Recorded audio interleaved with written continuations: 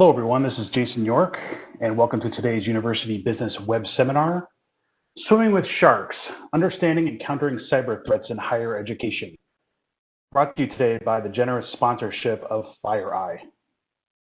Before we get going, a few housekeeping items. For technical support, please use the chat panel at the right of your screen and select my name and type your message in case you're having something along the lines of having trouble hearing.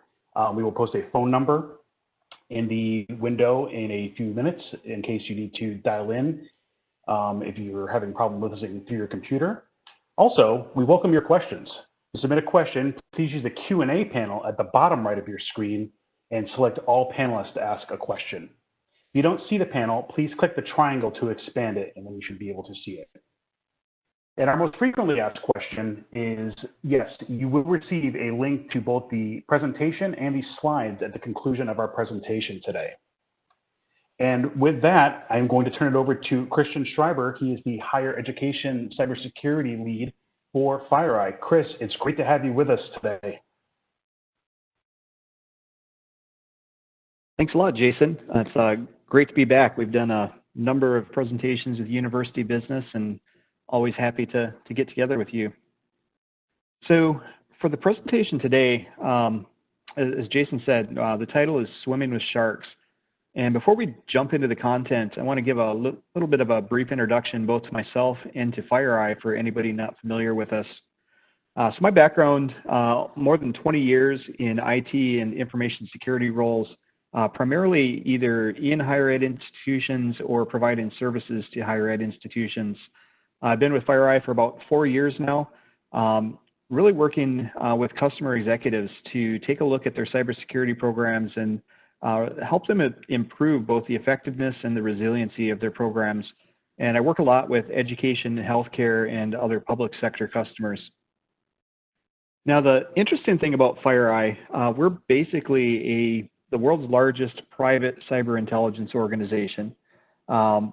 So this presentation really is talking about cyber threat intelligence. So I wanted to take a step back and explain a little bit about what we collect, how we put together the picture that we have of the threat landscape that's out there. And really there's 4 sources of information that we focus on gathering to help understand what the threat landscape looks like.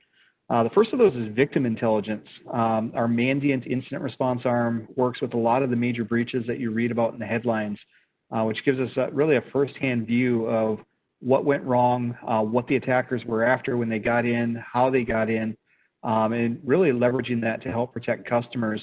And that ties in directly with our adversary intelligence group. We have almost 200 analysts working in a couple dozen countries around the world.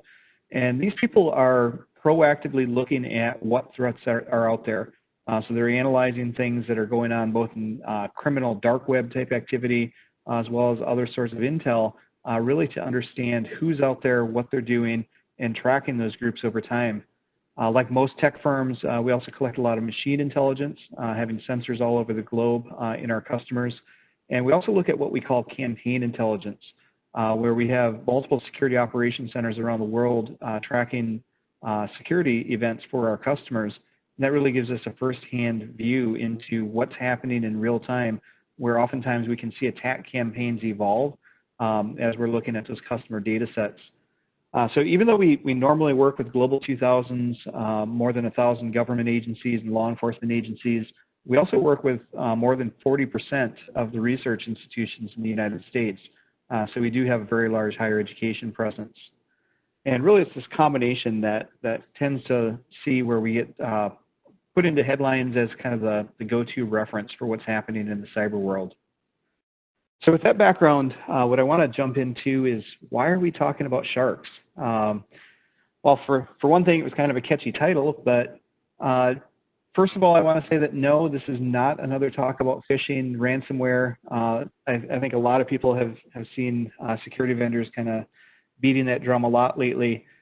But when you think about sharks, they capture the imagination, whether you're thinking about a movie like Jaws, or a little more recently, The Meg with that Megalotron giant shark. Some threats just kind of captivate the audience's imagination, and sharks kind of fall into that. And so that's one of the reasons that I started thinking about how to explain cyber threats with a different analogy, where we jumped in with the shark analogy. Counter to that, some threats are easily overlooked. If you actually take a look at what animal kills the most people of any animal on the planet, it's actually the humble mosquito. But you don't see a lot of movies about, oh, there's a mosquito threat. It's not that captivating of a theme, even though it is the most deadly animal on the planet in terms of how many humans the mosquito actually kills. Sharks are a lot more sexy to talk about. So if you think about why would somebody swim with sharks, and there's a lot of different motivations. Some people are just adventure adrenaline junkies. They want to get in there. They want to have that moment. Some people do it for the photography. Maybe you're a researcher and you're actually down there interacting with sharks as part of your research focus. So there's a lot of different motivations of why you might want to swim with a shark. And if you flip that around, you could ask, why would a university deploy technology? You see all these scary headlines about technology being hacked or different types of cyber risk. But if you think about it, there's a lot of different reasons that universities deploy technology. It could be for the back office, ERP types situation, especially more recently with the pandemic, shifting to online learning and other types of student-driven systems. Some is actual research where you're doing high-performance computing or high-throughput computing, and you really want to understand what's going on from a research perspective in the technology. So there's a lot of different reasons why a university would run technology, just like there's a lot of different reasons that somebody might be swimming with sharks. But underneath it all, both divers and technology professionals have another goal. They want to stay safe. And so if you think about it, from a diving perspective, it's kind of self-obvious. They want to come back in one piece, right? But if you think about for IT leaders care about the confidentiality of sensitive data. They care about the integrity of the data, making sure that it's not been manipulated or altered. And they also care about the availability of their tech systems. So these are some of the things that kind of translate to staying safe in the IT world, kind of similar to swimming with sharks. So there's really going to be two themes that we talk through here about how do you stay safe. The first is mastering technical skills, and then the second is understanding the threat landscape, where we'll get into more of why cyber threat intelligence matters. And so let's go ahead and dive into these. So from a technical skills perspective, one of the first things that you have to do if you're going to go diving is learn the basics. You go to a class, you usually start practicing in a nice shallow pool, really learning how the equipment works. It's important that you do the same thing with your tech staff.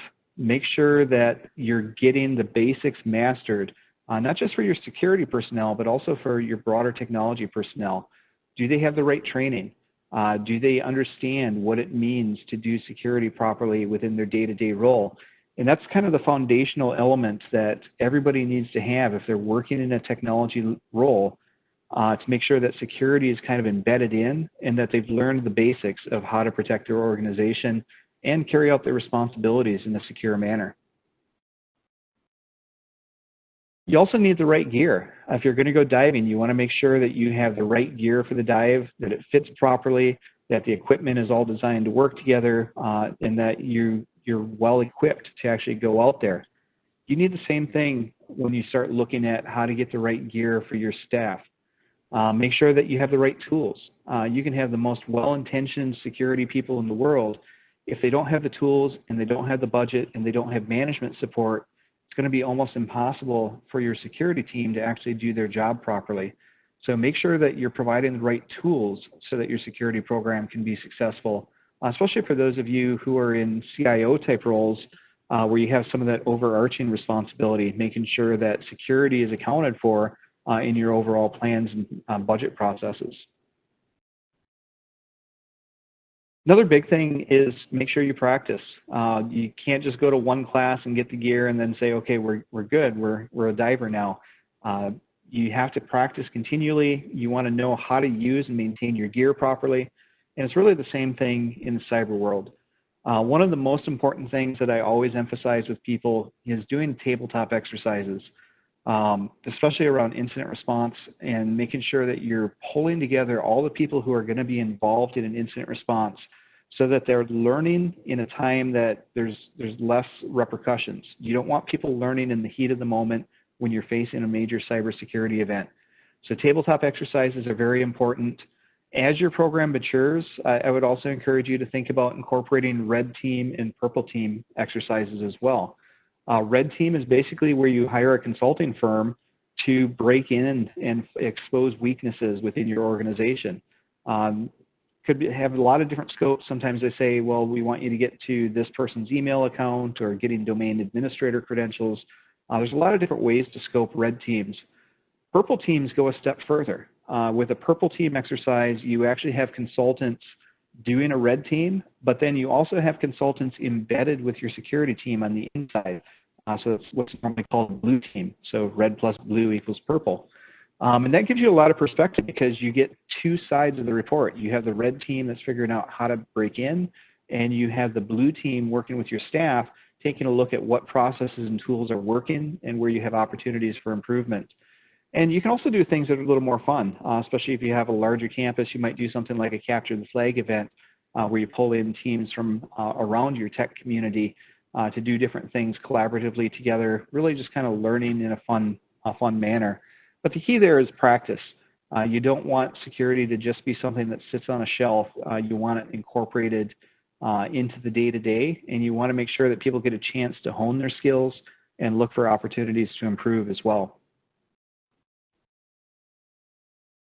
So next area is planning. If you're going on a dive, especially if it's a dive into something that might be more dangerous, like caves or a shipwreck, you're going to plan. You're going to know ahead of time what everyone is going to do, who's going where, and that's an important step in the process.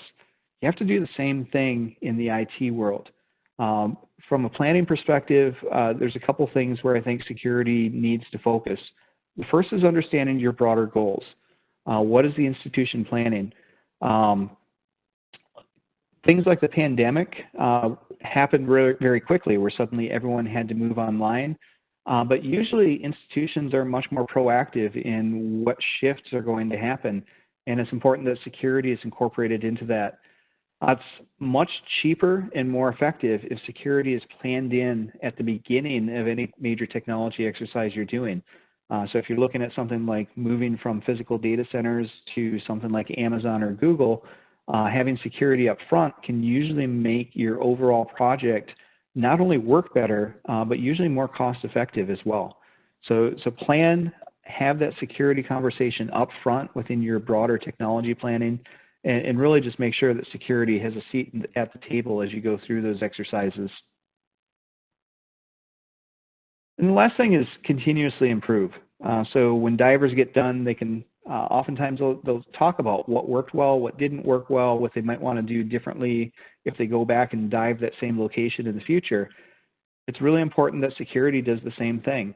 Apply those lessons learned, whether it's something coming out of an actual incident, maybe you got an audit report and you're taking a look at what you can improve there, or even taking a look at things like tabletop exercises, red team exercises. Take a look at what can be improved and really get into that continuous improvement mindset. It's really critical because security is constantly evolving, and so you really can't adopt a static state of mind as you think about how to approach your security.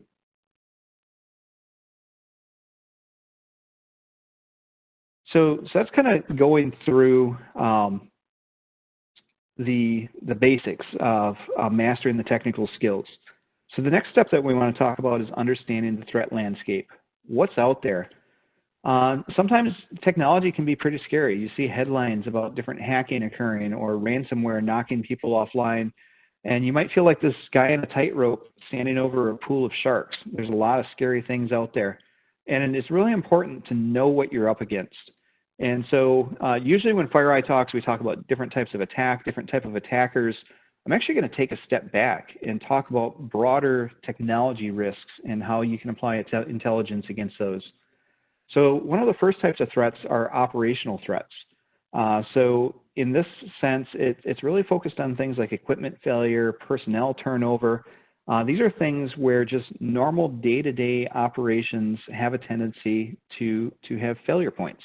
And it's important as you're planning how to manage your environment more effectively to keep those threats in mind. Having things like staff retention plans and staff replacement plans because people do move on. What do you have in terms of disaster recovery and business continuity, assuming that something could fail at some point?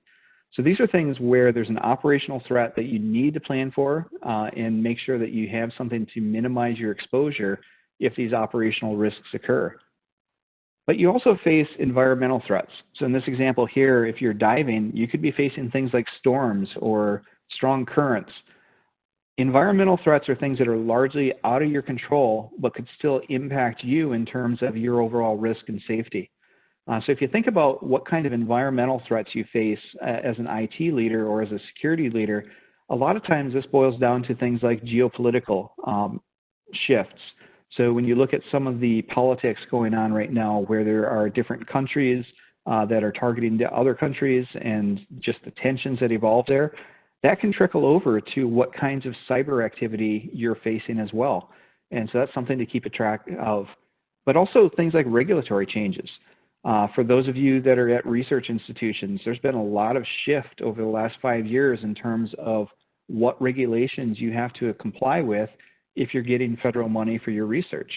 And so keeping track of those regulatory shifts, also things like privacy regulations.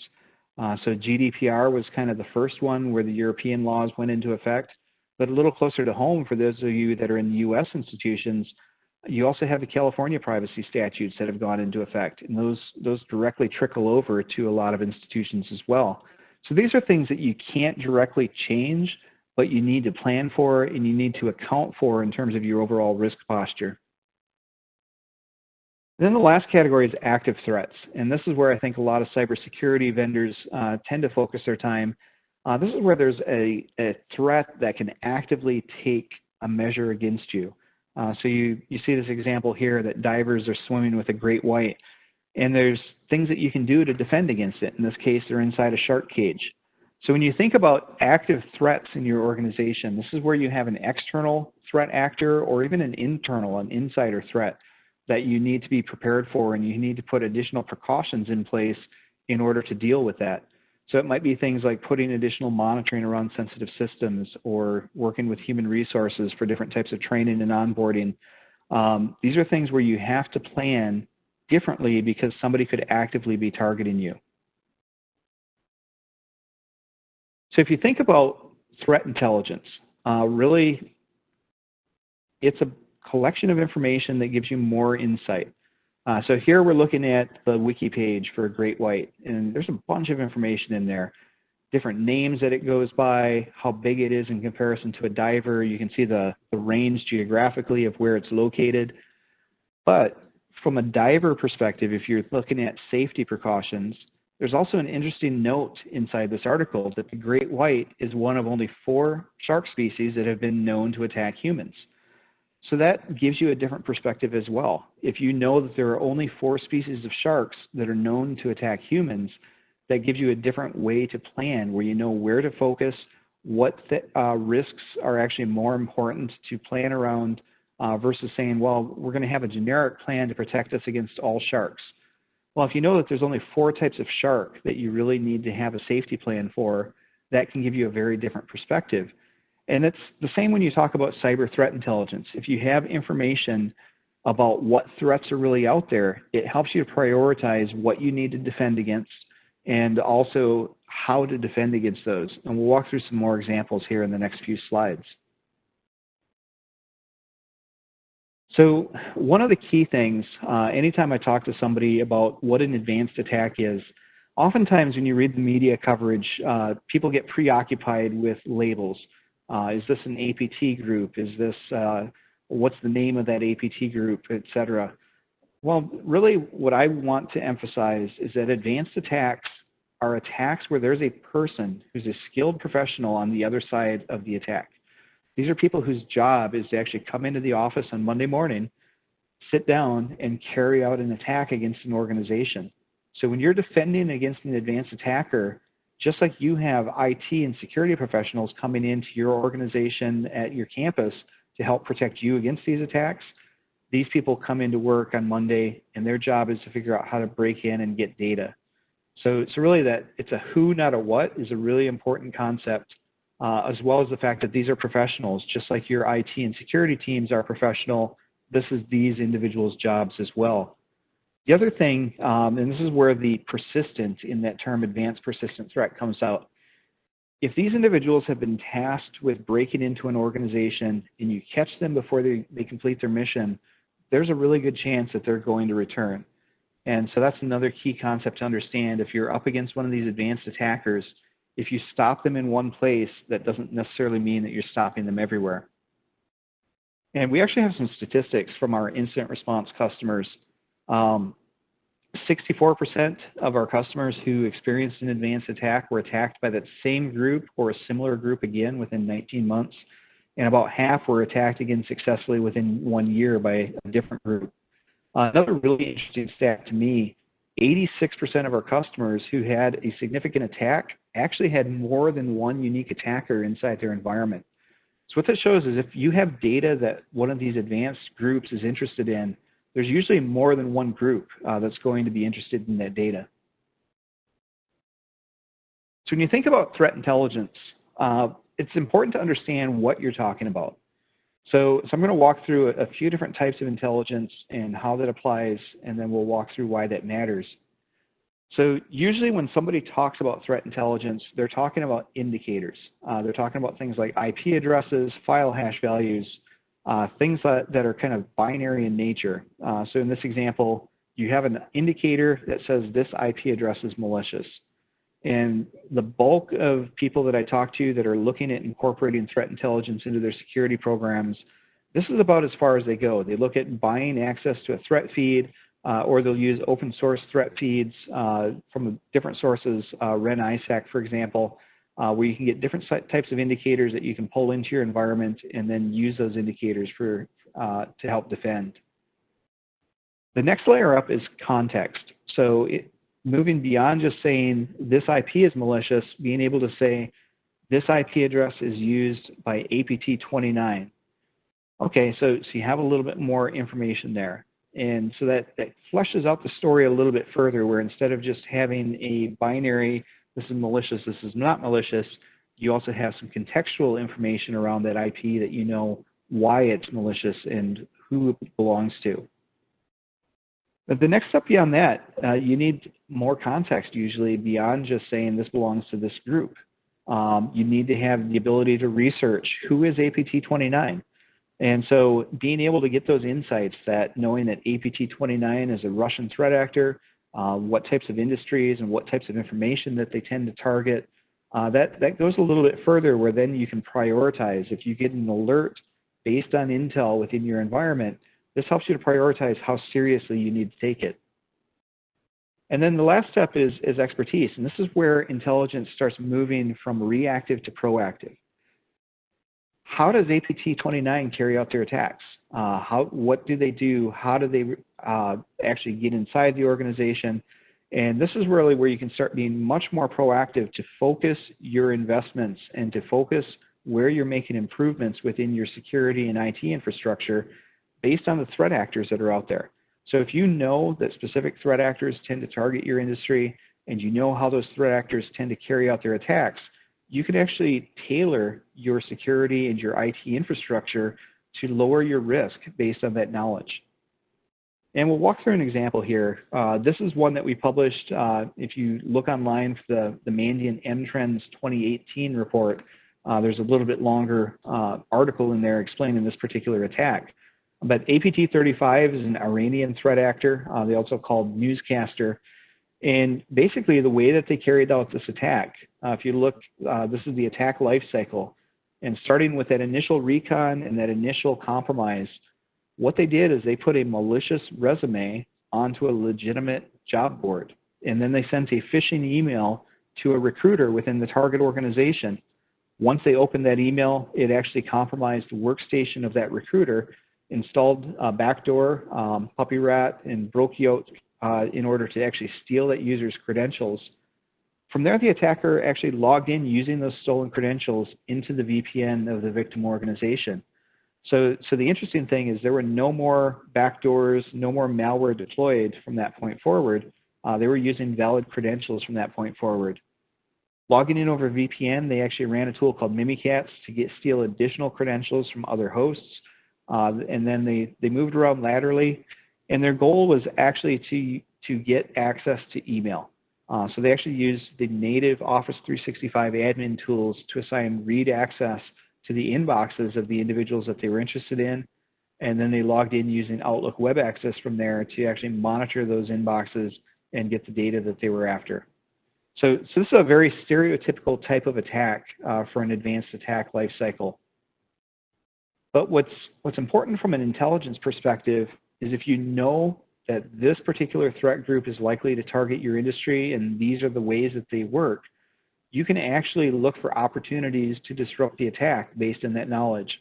So if you had something installed from a cloud perspective on your resume collection site where you're actually scanning those resumes for malicious content before they're downloaded, that would have been a way to disrupt it. Email security tools could have potentially stopped that email from reaching the recruiter if it had actually followed the link, scanned that document ahead of time. Network and endpoint security tools could have helped block that initial compromise on the workstation.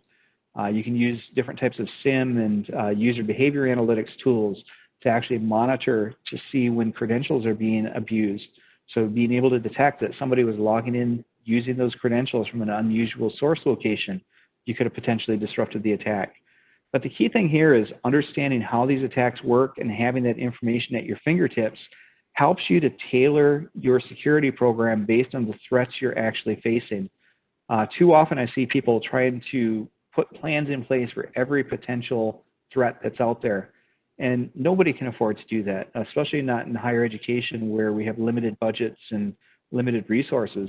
We'd really need to prioritize based on the threats that are most relevant to us and making sure that we're protecting against the way that those threats would actually work within our organization. So this is where that proactive expertise and insight level of intelligence really comes into play, where you can help to shape your program based on it. And really the goal of having this information is to make it harder for the attacks to actually fulfill their mission. This is a great model that I like. It's called the Pyramid of Pain. Former coworker David Bianco made this back in 2012, 2013, I think. And basically, this is how applying different types of intel play out over time. So if you see down at the bottom, you have things like hash values, which is how traditional antivirus used to work, where it was all signature-based. Well, it's really easy to defeat a hash value. All you have to do is recompile that executable with one or two little tweaks, and suddenly you have a different hash value. IP addresses were kind of the next step up, where people would deploy IP address blocks at the firewall level. Well, again, that's pretty easy to defeat. It's not that hard for an attacker to move to a different IP address to get around that type of a block. Next step up is looking at domain names, things like OpenDNS and some of the other tools that are out there that will actually help you block based on domain names. A little bit more difficult. Attackers have to do a little more work to actually get around those types of blocks. But then you start getting up to things that are harder for them to avoid. So if you actually are starting to look for specific types of host artifacts, so changes that are made at the registry level, for example, those are harder to get around because it's built into the techniques that they use to actually carry out their attack. That next level up, where you know what tools that particular attacker used and you're putting proactive measures in place to detect and block those tools from working, keep in mind, these are basically tech professionals. Even though they're breaking into organizations, think about how hard it is for you to say, we're going to deploy a whole new firewall, for example, or we're going to switch to a different ERP platform. When you start disrupting the ability for attackers to use their specific tools and their specific techniques for moving laterally, it gets very hard because at that point, you're no longer just blocking one specific aspect. You're not blocking a source IP that they're using to remote in. You're actually disrupting their ability to do their jobs based on their training and the tools that they've invested in. And so that gets much harder for them to work around. And oftentimes, when they've been tasked with getting a specific type of information, if they find a challenging target, they'll move on. They'll look for a softer target because they've been tasked with collecting X number of credit cards, for example, or X number of identities. And if they find that your environment has been hardened against the tools that they're used to using, a lot of times they might move on to a different target as a result. So one question that I often hear come up is, especially when people are hearing a lot of vendor marketing, okay, so you have threat intelligence, but vendor X says that they have machine learning or they have AI. So I want to talk a little bit about what that actually means, how it fits within your environment.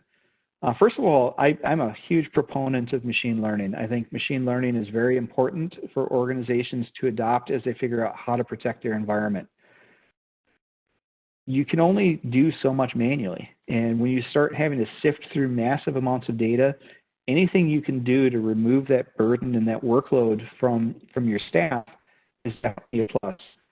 But the key thing to understand is how machine learning actually works. So if you see this picture here, you have the guy on a tightrope over the sea of sharks, and you have machine learning that has learned to recognize a shark. And that's really a key. Machine learning has to be taught. You need source data to train the machine learning about what it is that it's going to look for as it sifts through the massive amount of data in your environment. And so if you train it to look for the fin of a shark, you could have machine learning look for that fin of a shark. Similarly, if you train your machine learning to look for things like anomalous logon behavior, you have to teach it what anomalous actually means. What does normal look like? What's the threshold that you're actually going to trigger, that you're going to treat that logon as abnormal? And those things are really important. As you're talking to a vendor that says they have machine learning, what are they basing their learning on? What sources do they have that they're able to actually feed in to train those algorithms properly? And so that's an important thing to understand. And some of the challenges with machine learning is you're limited by what you have available to train your algorithms. And so a lot of times I'll see, especially with startup companies, they have a great idea, they have a great GUI and user experience, but they don't have a lot of data available to train their tools, especially in the cybersecurity realm. And so that's something that I always encourage people to dig into a little bit, because if you have a limited data set to train your tool, you're also going to get limited efficacy in terms of how well that tool can actually detect what it is that it's looking for. So if you see this example here where the only data that's available is that the shark fin defines what's bad and what's dangerous, you see these goldfish that magically have shark fins strapped on them would actually throw a detection alert with that machine learning algorithm. And so this is where machine learning and intelligence really come into play, where you really do need to have the best information available to help train your machine learning algorithms. And so if you can combine what a fin looks like with knowledge about where sharks are likely to be located, what types of sharks are more dangerous, you could actually reduce that noise. And instead of throwing an alert for the goldfish with the fin on top, you can train your algorithms to actually focus more on the things that are actually dangerous. And the last thing I often get asked about are autonomous security solutions or artificial intelligence solutions. I would say that today this is more of a future state. So you see we have kind of the sketch of a robot sitting there. Most companies who talk about AI, if you actually ask them what it is their AI is doing and how it works, what you'll find is it's machine learning algorithms. So it's not truly autonomous yet. I think this is something, there's a lot of research going on across the industry. Here at FireEye, we have a lot of research going into this as well. I think within the next few years, you will start to see emerging solutions that address this. And probably within the next 5-6 years, you're actually going to see scenarios where you have AI on both sides of the attack, where you have bad guys using AI and then good guys using AI, and basically you have bot on bot type of attack scenarios. But today I would consider this more of a future state, something that we're moving towards, but really we're not quite there yet. So definitely take any vendor who says they have an autonomous security solution, dig a little bit. What is it that they're actually doing? How is that really going to help protect your organization? So now that we've covered some of the basics of what threat intelligence is, how you can actually sift through the different types of threat intelligence, how do you actually apply this to your cybersecurity program? And so we'll go through each of these in a little bit. The first is indicators. I think this is something where almost every organization probably has some level of indicator feed today. It might be largely manual, but you're probably getting feeds from somewhere. And so the question to ask yourself is, how are you using that data? Just having indicators available is not going to help protect you if you're not actually embedding that information into the tools that you have deployed. So how are your tools leveraging that data, and how are you keeping it up to date? And this could be used for everything from firewall blocks to signatures for antivirus and anti-malware, even things like blocking malicious sources for email. There's a lot of different things that actually make up indicators. And so as you take a look at that, this is where you want to take a little bit more strategic and holistic approach. Because the other thing is indicators are also one of the things that gets stale the most quickly. IP addresses and file hashes, for example, individual malware is typically used for a single campaign, and so a file hash is probably only going to be useful for that first victim organization. So make sure that, yes, they're important, but also don't hang on to them in perpetuity, because they do get stale really quickly. And that's something that as you look at your process and you look at the vendors that you're working with, you really want to understand how you're keeping it up to date. From a context perspective, so keep in mind, this is where we talked about how, okay, this IP is malicious, and now we're saying this IP belongs to this advanced attack group. The question to ask you is, do your analysts have access immediately to the context about an alert that was generated from Intel? So if you're bringing feeds in from a lot of different sources and you're just kind of dumping them into your firewalls and IDSs and SIMs, how hard is it for your analysts to actually tie that alert back to the actual source? And so that's something that you really want to dig into, is how do we actually give that information so the analyst can use this? Ideally, this information helps you do triage more effectively. So if you know that this particular alert is associated with an attack group, that helps you to bubble that alert up. And so really take a look at how much effort goes into tying an Intel-generated alert back to that context. Insights is where you start to get a little bit more on the proactive side. So this is where you start knowing that, okay, this threat actor targets these industries, they go after this type of data. And really the question to ask yourself as you look at your security program, do you have the information that you need in order to understand a new threat and what its impact might be to your organization? This is where having access to good threat intelligence that's more tailored towards executives and humans versus threat intelligence that's tailored towards systems and machines really starts coming into play. There's a lot of different sources out there. Obviously, FireEye is an Intel provider, but within the higher ed community, you've also got REN-ISAC, MS-ISAC, a lot of Department of Homeland Security feeds that you can take advantage of.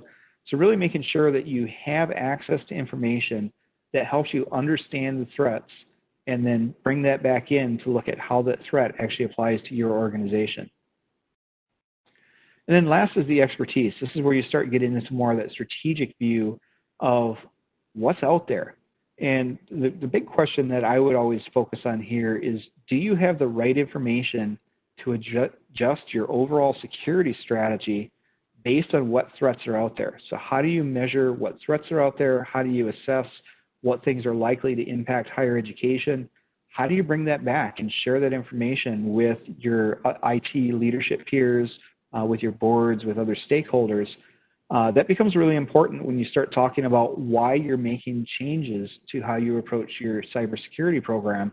If you can tie it back to real information about what's out there and why it matters to your institution, it really helps you to increase the impact of why the changes are necessary, as well as targeting what changes are going to have the most effect as you prioritize where to invest, where not to invest. Big piece of advice I have is, as everyone looks at how to incorporate threat intelligence, focus on the people and process. So even though a lot of times cybersecurity tends to turn into a technical discussion, at the end of the day, you have a human adversary that's usually trying to trick humans within your institution to doing something. So it turns into a person-on-person type of threat more so than a technical threat. The technology is a tool on both sides. So make sure that you're incorporating people and process as you're looking at how to actually use threat intelligence effectively, where to incorporate it, both from a planning perspective, taking a look at from a standard operations perspective, how does your SOC actually incorporate security as you look at different threats and different alerts, being able to pull in threat intelligence to do things like triaging becomes really important. So really don't just look at the tools, don't just look at the indicator feeds, take a look at your processes as well and make sure that you're taking a more holistic approach to how you're incorporating threat intelligence into your security program. And really anybody that's been one of our presentations, I usually end with this, it's a journey. Security is a continuous improvement exercise because you're facing constantly evolving threats on the outside, constantly changing technology infrastructure and users on the inside. So you have to be in that continuous improvement mindset. And so when you think about how to define success, I really encourage people to define success based on, are you better than you were yesterday? And that really helps you to, number one, measure where you've come from, celebrate those wins, celebrate the improvements that you've gotten in place. It can be really daunting when you look at the never-ending list of things that you could be doing or that you should be doing. Make sure you celebrate those wins as well and that you're measuring where you were and where you've come, because it can get really frustrating if you just focus on the gaps and the things that you know you need to improve. So with that, I think we have about 10 minutes for Q&A here. So if you do have questions, go ahead and submit them in the panel on the right.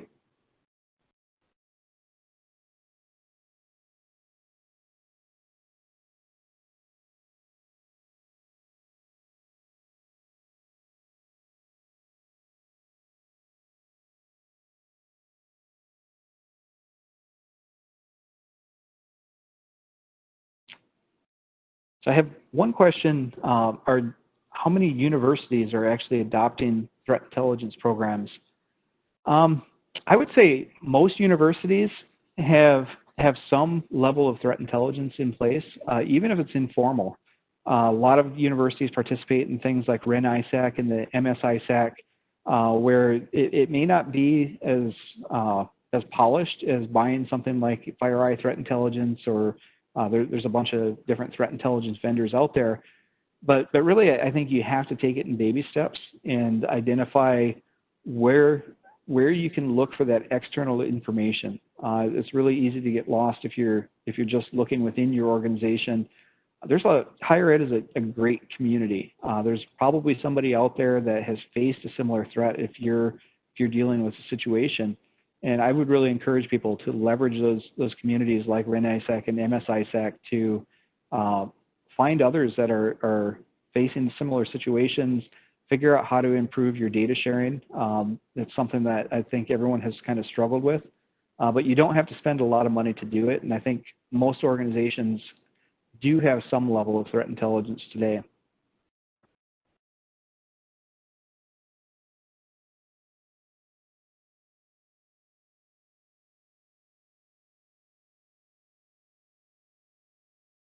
Any tips to lay people? So by lay people, I'm assuming that you mean a non-technical person. I think the biggest thing is finding a way to explain it that's not overly geek speak, for lack of a better way to put it. Threat intelligence matters because it helps you to prioritize what it is you're doing. And I think having a story to tell, and that's part of the reason I put together this Swimming with Sharks story, was to explain it in a way that people who are not tech savvy and they're not intelligence analysts can actually relate to a story that's a little bit easier to digest. So I think that's one piece, is hone your storytelling. The other is focus on showing direct value. Explain why having threat intelligence helps you to prioritize, we need to improve here versus here because we know this particular threat has impacted other institutions is one example. So being able to monitor the news using things like Red ISAC where you can actually reach out and query a broader community. I think anytime you can tie the story back to another institution will also help you as you're looking to make improvements. And the third thing is start small. Don't try to do everything all in your first pass. Even very large organizations like FireEye, we work with a lot of banks, for example. They have huge teams doing nothing but threat intelligence, but they're continually improving. They're continually refining their processes, their sources of information. So don't look to try to jump all the way to a finished state. Start small, show some progress, celebrate that win, and then just kind of keep building on it over time is probably the biggest piece of advice I have.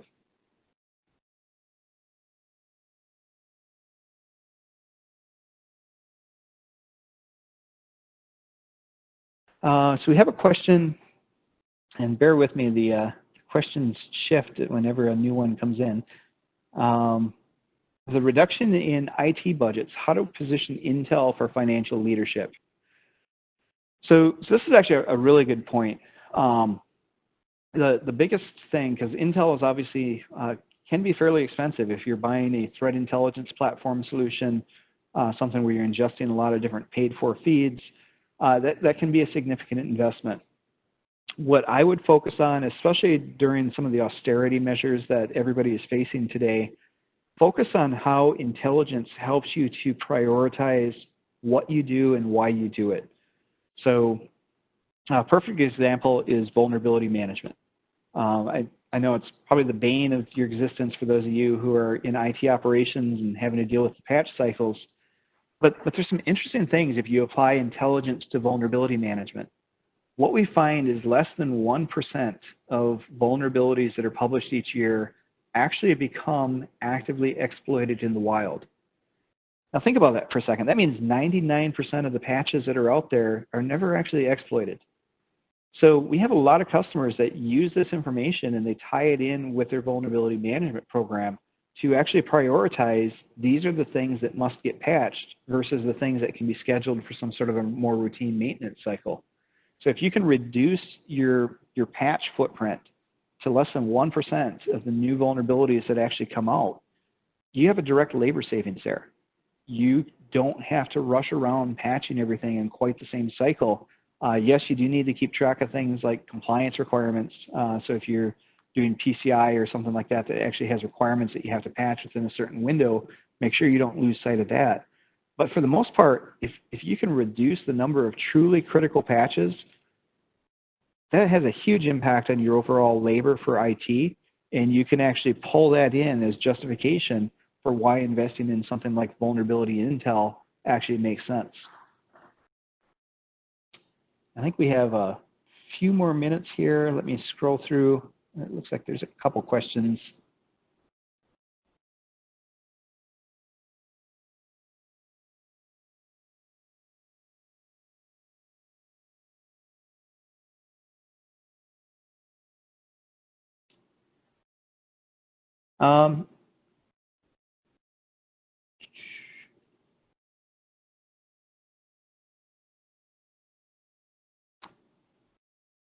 So there's a question, we're a small school with limited resources. What should we focus on?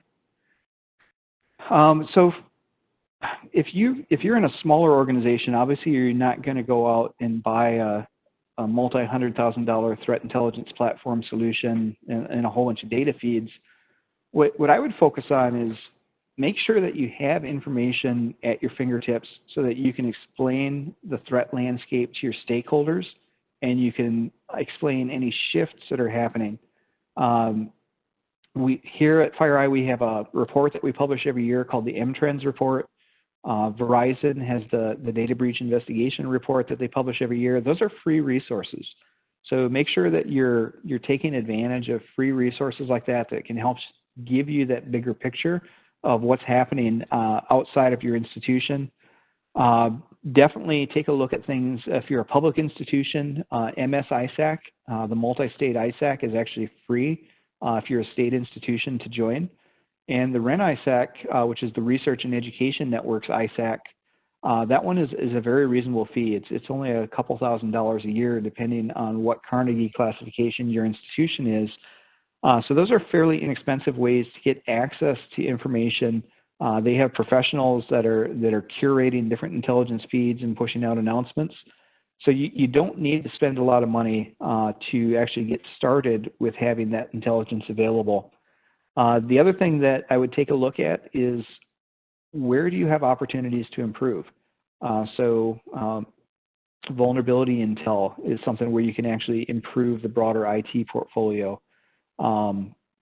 That probably is a lot more palatable to somebody versus saying, well, we're going to buy a feed of all the financial criminals that are out there. Well, if you're not a bank, a financial crime feed might not be the most useful thing. So simply prioritize based on what you're doing. Take advantage of the inexpensive options that are available to academic institutions, and look for partners that you're working with. Probably a lot of the vendors that you're already using have some sort of an intel offering that's available, whether it's like our M-Trends report that FireEye publishes, or just ask if there's something that they can offer that you could actually use as part of your ongoing vendor relationship.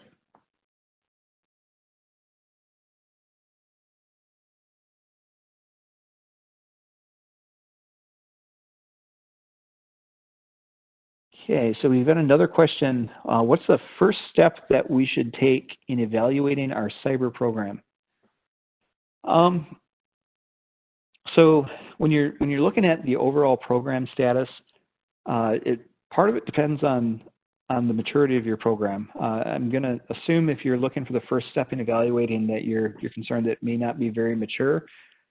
So what I would take a look at are some of the frameworks that are out there. I'm actually a huge fan of the NIST cybersecurity framework. For those of you doing research, it also helps align you with some of the federal cyber regulations that you have to comply with for getting grant funding. But the biggest thing I like about the NIST framework is it simplifies what you're talking about to non-technical stakeholders. It breaks things down into 5 primary functions: identify, protect, detect, respond, and recover. And it's a lot easier to explain to somebody like a board member how you're doing across those 5 functions versus pulling up something like NIST 853 or ISO 27001, where you have hundreds of controls and you're talking about how many controls you're hitting. If you can break it down into those 5 functions, it helps you explain security in terms of a life cycle, where you're continually improving, where you're identifying things, you're protecting what you've identified, detecting anomalies, recovering from attacks, etc. And if you can explain your maturity and why you need to invest in something and tying it back to that framework, I found that it works really well with non-technical stakeholders because it does keep things somewhat simple.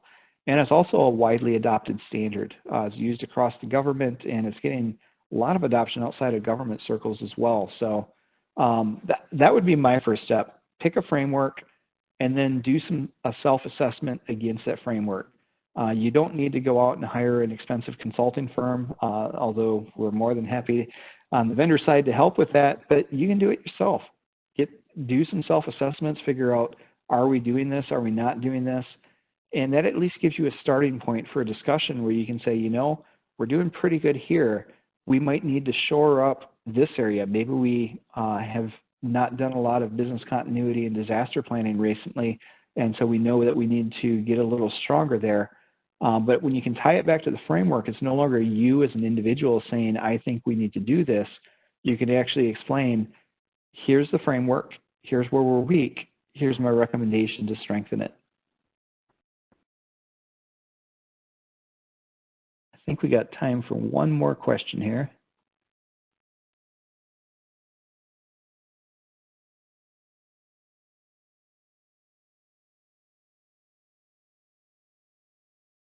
Okay, so how do I sell our security strategy to non-technical leadership?